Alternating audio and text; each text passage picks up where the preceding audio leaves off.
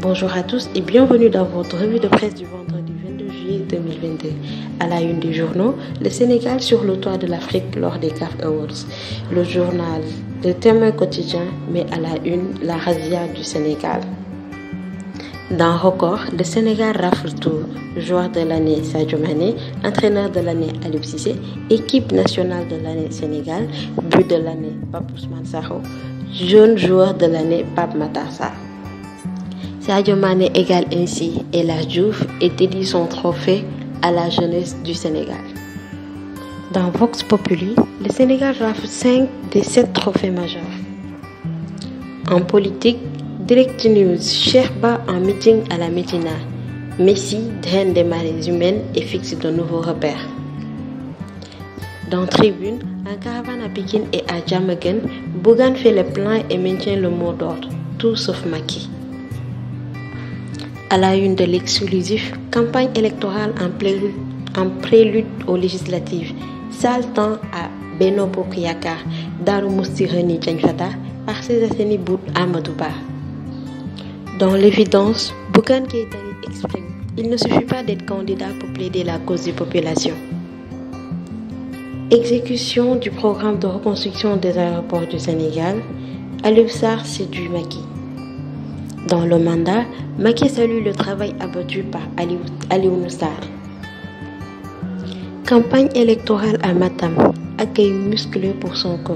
Dans Enquête, la caravane de Yewwi Askan Wi arrivée à 23h à Ourossogui a été accueillie par des volées de pierres. Les FDS en sous-nombre ont été rapidement déportés. Il a fallu l'arrivée des renforts pour disperser les jeunes. Ousmane Sonko, Matam n'est pas le titre foncier de Macky. Vous en êtes la preuve.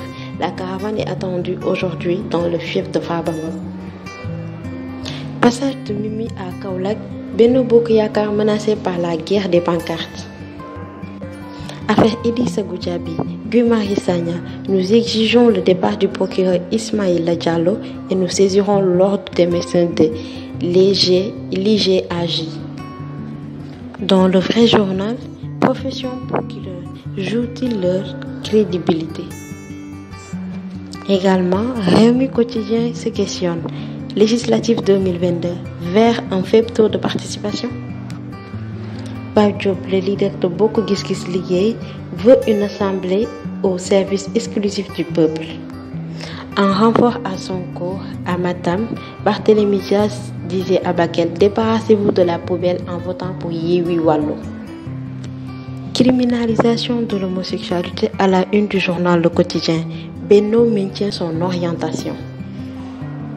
Toujours dans l'affaire François Mancabou, dans Source A, les avocats de François Mancabou ont reçu hier le rapport d'autopsie. Ils veulent faire une contre-autopsie.